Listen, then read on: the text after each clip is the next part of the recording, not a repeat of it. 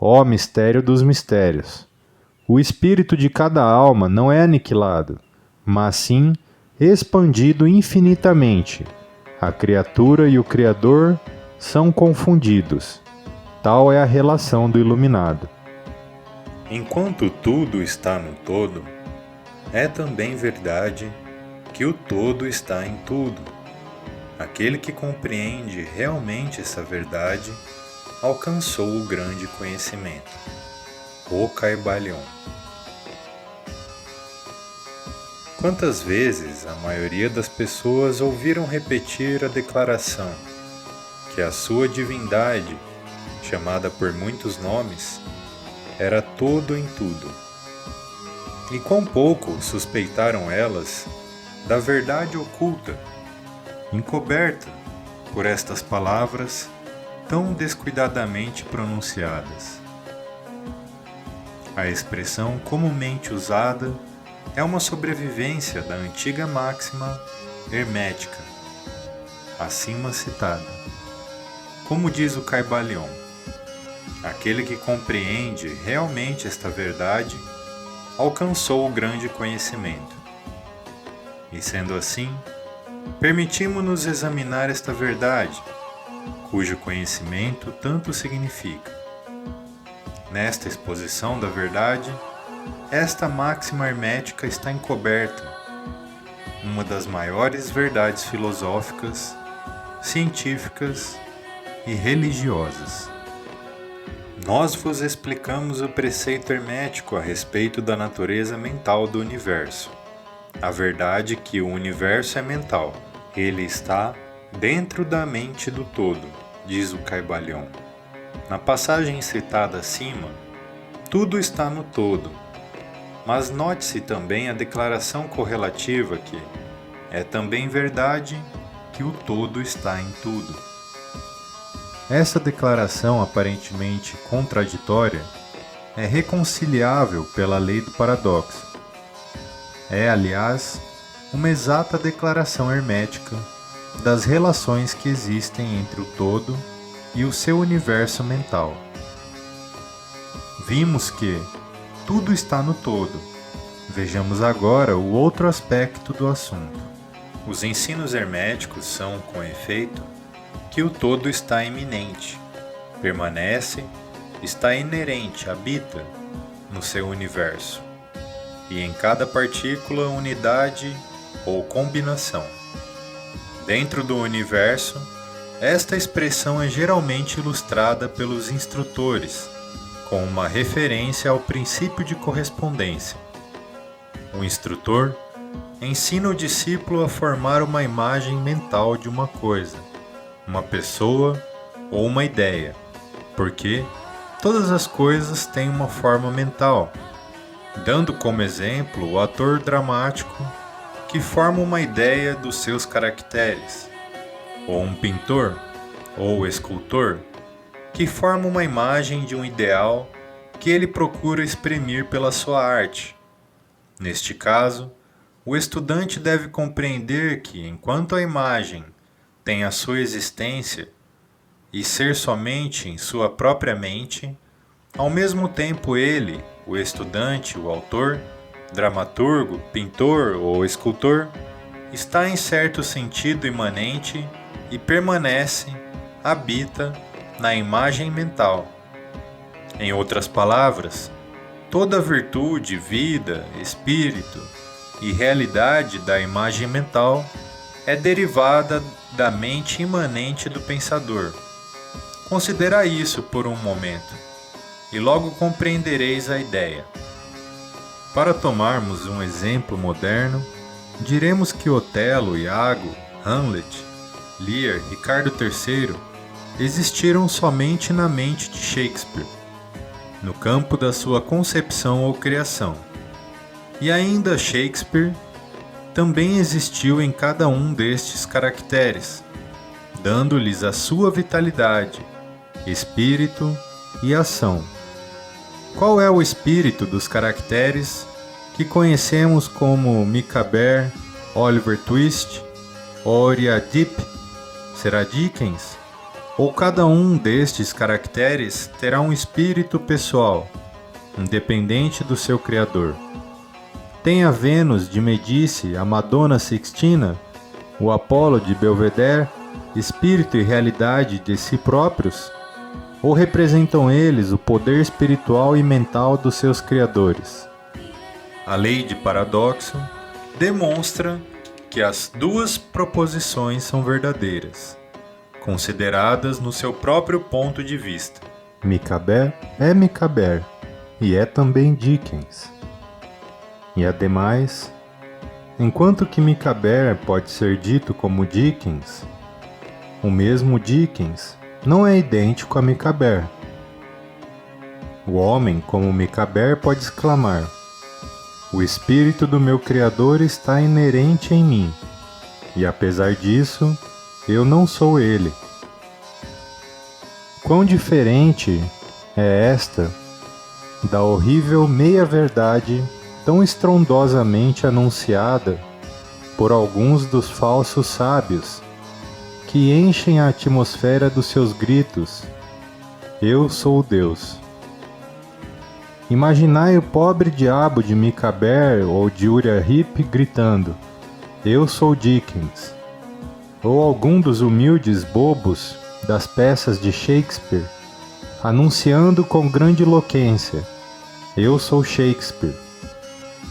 O todo está até na minhoca, contudo, a minhoca está longe de ser o todo. E até é de admirar que, conquanto a minhoca só exista como uma coisa humilde, criada e tendo a sua existência na mente do todo, ele, o todo, esteja imanente na minhoca e nas partículas que a formam.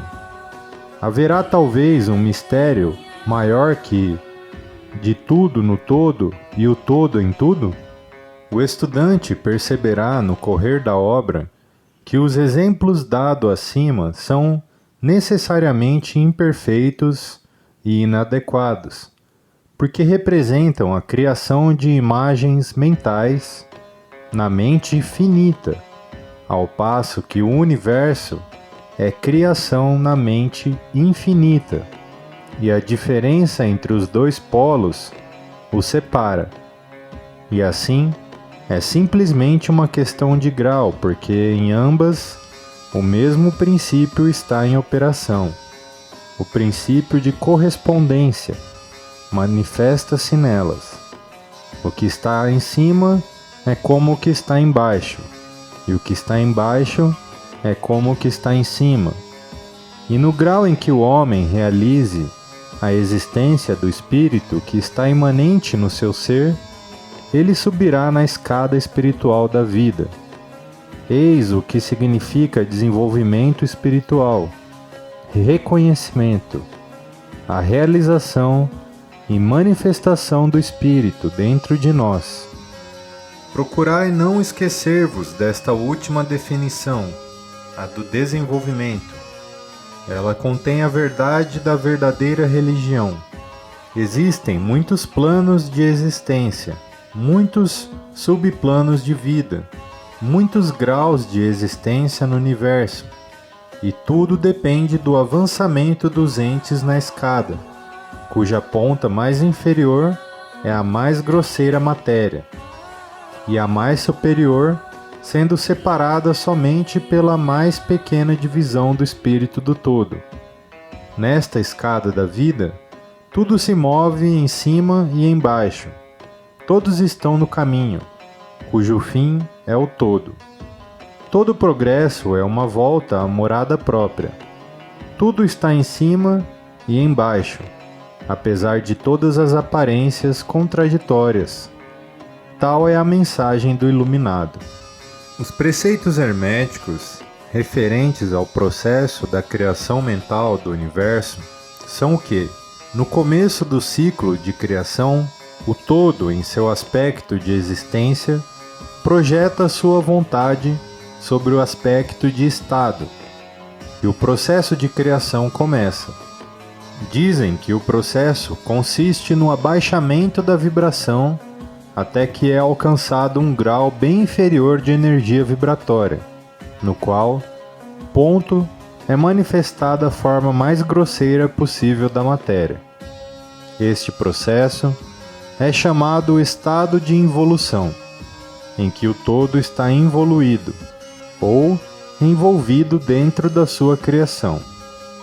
Este processo é considerado pelos hermetistas como tendo correspondência com o processo mental de um artista, escritor ou inventor, que também fica envolvido na sua criação mental, como quase esquecendo a sua própria existência, e que por algum tempo quase vive na sua criação. Se em vez de envolvido usarmos a palavra êxtase, talvez possamos dar uma pequena ideia do que queremos dizer. Este estado involutivo da criação é muitas vezes chamado a efusão da energia divina, como o estado evolutivo é chamado infusão.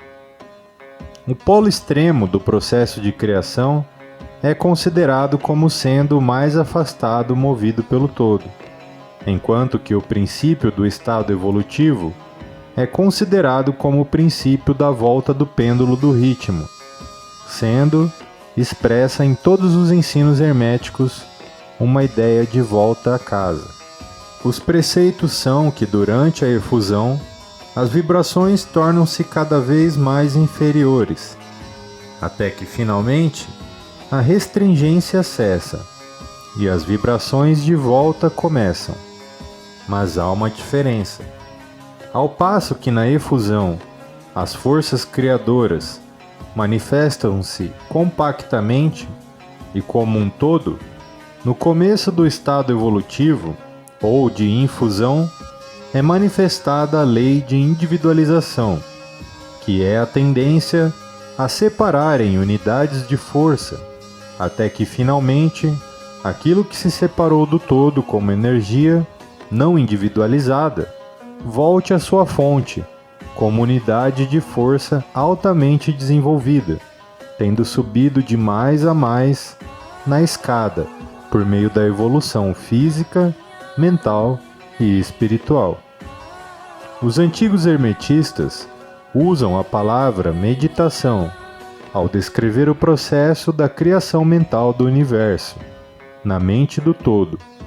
A palavra contemplação sendo também frequentemente empregada, mas a ideia entendida parece ser a do emprego da atenção divina. Atenção é uma palavra derivada de um verbo latino, que significa estender-se, desdobrar-se, e também o ato de atenção é realmente um desdobramento mental, uma extensão da energia mental, de modo que a ideia interior é facilmente compreendida quando examinamos o significado real da atenção.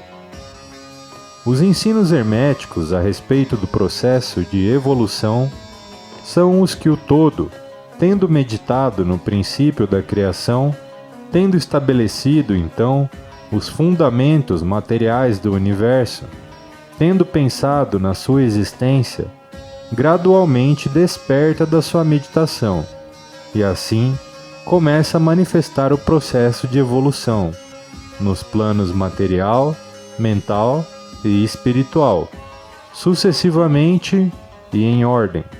Então, o movimento de ascensão começa, e tudo começa a mover-se para a mansão espiritual. A matéria torna-se menos grosseira, as unidades nascem à existência, as combinações começam a formar-se, a vida aparece e manifesta-se em formas cada vez mais elevadas, e a mente torna-se cada vez mais evidente, as vibrações sendo constantemente mais elevadas. Em resumo, o processo total da evolução, em todas as suas fases, começa e procede de acordo com as leis estabelecidas do processo de infusão. Todas ocupam íons e íons de tempo do homem, cada íon contendo muitos milhões de anos. Porém, como nos diz o Iluminado, a criação inteira, incluindo a involução e a evolução de um universo, é para o todo simplesmente um piscar de olhos. No fim dos inúmeros ciclos de íons de tempo, o todo retira sua atenção, sua contemplação e meditação do universo, porque a grande obra está acabada e tudo está retirado no todo de que provém. Mas, ó mistério dos mistérios, o espírito de cada alma não é aniquilado, mas sim expandido infinitamente. A criatura e o Criador são confundidos. Tal é a relação do iluminado. A precedente ilustração da meditação e do subsequente despertamento da meditação do todo é mais um esforço dos instrutores para descrever o processo infinito por um exemplo finito. E ainda, o que está em cima é como o que está embaixo, e o que está embaixo é como o que está em cima. A diferença é somente em grau. E assim, como o todo desperta-se da meditação sobre o universo, assim o homem, no tempo, cessa de manifestar no plano mental e retira-se cada vez mais no espírito presente, que é realmente o ego divino. Há um assunto maior de que desejamos falar-vos nesta lição, e que nos levaria imediatamente a uma invasão do campo da especulação metafísica. Contudo, o nosso fim é simplesmente mostrar a futilidade de tais especulações. Aludimos à questão que, inevitavelmente, vem à mente de todos os pensadores que se aventuraram a investigar a verdade. A pergunta é: por que criou o todo os universos? A pergunta pode ser feita de diferentes formas, mas a que vai acima é o essencial da investigação. Os homens esforçaram-se para responder esta pergunta, mas ainda não há resposta digna de nome. Muitos imaginam que o todo tem muito a ganhar com isso, mas isso é um absurdo. Por que poderia ganhar o todo algo que já não possuía?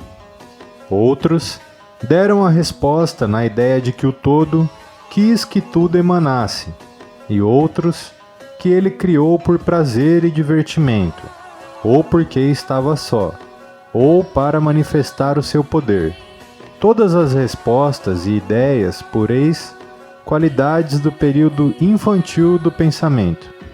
Outros acreditam descobrir o mistério afirmando que o todo achou-se impelido a criar, pela razão da sua própria natureza interna e seu instinto criador. Essa ideia é mais adiantada que as outras, mas o seu ponto fraco está na ideia de que o todo é impelido por alguma coisa, quer interna, quer externa. Se a sua natureza interna ou instinto criador impele-o a fazer as coisas, então a natureza interna ou instinto criador seria o absoluto, em vez do todo, e neste caso, esta parte da proposição está errada. E ainda, o todo cria e manifesta, e parece ter muitas qualidades de satisfações em fazê-lo, e é difícil de escapar da conclusão que, em grau infinito, ele poderia ter o que corresponde no homem a uma natureza inata, ou um instinto criador, correspondente a um desejo e vontade. Não poderia agir sem querer agir, e não poderia querer agir sem desejar agir, e não desejaria agir sem satisfação nisso. E todas essas coisas pertenceriam à natureza infinita, e podem ser consideradas como estando de acordo com a lei de correspondência. Mas ainda, preferimos considerar o todo como agindo inteiramente livre de toda influência, tanto interna como externa. Isto é, o problema que se apoia na raiz da dificuldade e a dificuldade que se apoia na raiz do problema, falando estritamente, não se poderá dizer que haja uma razão para o todo agir, porque uma razão implica uma causa, e o todo está acima da causa e do efeito, exceto quando ele quer tornar-se causa, tempo em que o princípio é posto em movimento. Assim, dizeis o assunto, é incompreensível, justamente como o todo é incognoscível, justamente como dizemos, simplesmente, que o todo é. Assim, também somos obrigados a dizer que o todo age porque age. Enfim, o todo é toda razão em si mesma, toda lei em si mesma, toda ação em si mesma. E pode-se dizer que, em verdade, o todo é a sua própria razão, a sua própria lei, a sua própria ação, ou que o todo e a sua razão, a sua ação e sua lei são um, com todos estes nomes, sendo de uma só coisa. Na opinião dos que vos dão estas lições, a resposta se encerra no próprio íntimo do todo, junto com o seu segredo de existência. A lei de correspondência, na nossa opinião, compreende somente este aspecto do todo, que pode ser chamado o aspecto de estado. O lado oposto deste aspecto é o aspecto de existência, no qual todas as leis perdem-se na lei, todos os princípios emergem no princípio, e o todo, o princípio, a existência, são idênticos entre si, uns aos outros. Por isso, as especulações metafísicas sobre este ponto são fúteis. Entramos aqui no assunto simplesmente para mostrar que conhecemos a pergunta e também o absurdo das respostas ordinárias, das metafísicas e teologias. Em conclusão, poderá ser de interesse aos estudantes dizer-lhes que, apesar de muitos dos antigos e modernos preceitos herméticos tenderem a aplicar o princípio de correspondência à questão, com o que resulta a conclusão da natureza íntima, mesmo assim, as lendas contam que Hermes o Grande, sendo interrogado sobre esta mesma questão pelos seus adiantados discípulos, respondeu-lhes, fechando seus lábios com firmeza, e não dizendo uma só palavra, indicando que não havia resposta. Mas então, ele poderia ter entendido de aplicar o axioma da sua filosofia que diz: os lábios da sabedoria estão fechados, exceto aos ouvidos do entendimento, significando que ainda os seus discípulos adiantados não possuíam o entendimento que os habilitava ao preceito. Seja como for, se Hermes possuía o segredo, ele deixou de comunicar, e embora o mundo tome muito interesse, os lábios de Hermes estão fechados a este respeito. E quando o grande Hermes hesitou em falar, qual mortal poderá atrever-se a ensinar? Porém, deveis lembrar que, ainda que seja aquela a resposta deste problema, se porventura há uma resposta, permanece a verdade que, enquanto tudo está no todo, é também verdade que o todo está em tudo. O preceito é enfático, e podemos acrescentar-lhe as palavras conclusivas de citação. Aquele que compreende realmente esta verdade alcançou o grande conhecimento. Agora, pessoal, vou dar uma breve explicação aqui sobre esse capítulo que eu acabei de ler do livro O Caibalion, o capítulo 7, o todo está em tudo. O todo em tudo, na verdade. Bom, o primeiro ponto que eu gostaria de ressaltar é essa infantilidade que muitos têm a respeito de missão de Deus para nós, propósito de Deus para nós e etc. tal. Como se o todo precisasse de alguma individualização para fazer alguma coisa. Obviamente que o todo não precisa de nenhuma individualização para fazer nada. Pelo contrário, nós precisamos do todo para fazer tudo, mas ele não precisa de nós para fazer nada. Então começa por aí. É um senso de arrogância muito grande achar que o todo precisa de nós para cumprir alguma missão ou alguma coisa específica. Segundo lugar, quando as pessoas pensam assim que Deus criou para isso, Deus criou para aquilo e etc. E tenta ficar justificando a criação, né? Obviamente, também como deixou bem clara no final do capítulo ali, não tem como a gente saber a resposta para essa pergunta, do porquê Deus criou o universo, né? Que deixou bem claro ali é a questão, por exemplo, do eu sou Deus. Aquela consciência que está ali, que ainda está totalmente entretida na matéria, que não foi iniciada ainda, que ela não tem conhecimento nenhum do espírito, não tem conhecimento nenhum além do que os 5 sentidos dela ali apuram, né? Uma pessoa ali que está totalmente na matéria, não leu nada, não aprendeu nada ainda. A consciência não iniciou o seu processo evolutivo. Ele faz parte do todo e está no todo, mas ele está longe de ter algum atributo do todo, no sentido como semelhante ao todo. Então, a consciência, no momento que ela desperta, ela inicia uma jornada de ascensão em direção a tornar-se semelhante ao todo. Esse processo, né, que depende de cada um, varia de cada um. E aí, à medida que quanto mais a consciência se expande, mais ela se assemelha-se ao todo. Ela entra num processo onde chega um ponto que ela se une com o todo, e ela e o todo tornam-se um. Ela deixa de ser só aquele personagem. Por que que fala aqui no capítulo que este é o grande conhecimento?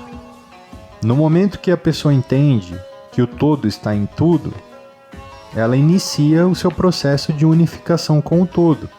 Não tem mais lugar, por exemplo, para o mal, para você fazer mal para o próximo. Você vai fazer mal para o todo? Você vai fazer mal para você mesmo? A unificação é a consciência da unidade, né, com o todo. Entender que o todo está em tudo, compreender a unidade de nós com todas as coisas, ao ponto que a gente já não faz mais mal para nada. Eu não sei, você que está me ouvindo, que estado de consciência que você iniciou essa jornada aqui, mas eu já causei mal para muitas pessoas, simplesmente porque eu não me importava. É o egoísmo puro. Mas hoje que eu entendo que o outro também sou eu, como parte do todo, então eu não posso fazer mal para ninguém, porque se eu fizer mal para alguém, eu estou fazendo mal para mim mesmo. Não é por questão de medo de karma, do mal voltar ou tal, é simplesmente porque não faz sentido fazer mal para mim mesmo. Então essa é a questão de entender que o todo está em tudo. E à medida que a consciência vai se expandindo, as vibrações ficam constantemente mais elevadas. Ou seja, à medida que a consciência expande, por exemplo, é muito comum, quando a gente está lá no início do processo, a gente ainda vibrar culpa, né? Vibrar vergonha, que são vibrações muito baixas. Mas à medida que a consciência se expande e vai adquirindo mais noção da realidade, aí ela começa a ter vibrações cada vez mais elevadas, como por exemplo de amor, de gratidão, que são centenas de vezes mais elevadas do que de culpa e vergonha, por exemplo. E você? O que você achou interessante desse capítulo? Comenta aqui embaixo, vamos interagir. Valeu, Deus abençoe e até a próxima.